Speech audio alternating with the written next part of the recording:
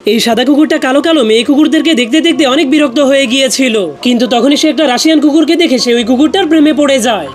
आ गई माल आ गया। এই জন্য সে জলদি করে ঘরের ভিতরে গিয়ে ঘড়ির টাইম বাড়িয়ে দেয়। এরপর তার মালিককে ইশারা করে বলে এখন আমার বাহিরে গিয়ে ঘোরার সময় হয়ে গিয়েছে। এই জন্য তার মালিক ঘড়ির টাইম দেখে বোকা হয়ে যায়। এরপর রেডি হয়ে তাকে বাহিরে ঘোরানোর জন্য নিয়ে যায়। কিন্তু তখনই কুকুরটা ঘুরতে ঘুরতে চারদিকে সেই রাশিয়ান কুকুরটাকে খুঁজতে শুরু করে দেয়। ঠিক তখনই সেই রাশিয়ান কুকুরকে দেখতে পেয়ে তার মালিককে নিয়ে তাদের সামনে দিয়ে স্টাইল দেখিয়ে হেঁটে যেতে শুরু করে। এরপর তাদের পাশে বসে বসে সেই রাশিয়ান কুকুরটাকে পটানোর চেষ্টা করে, কিন্তু তাকে দেখে সেই রাশিয়ান কুকুরটার একটুও পছন্দ হয় না। এই জন্য সে তার মালকিনকে নিয়ে সেখান থেকে চলে যেতে শুরু করে। যা দেখার পর সেই কুকুরটা বুদ্ধি খাটিয়ে সেই রাশিয়ান কুকুরের মালকিনকে তার মালিকের সাথে বেঁধে পানির মধ্যে ফেলে দেয়।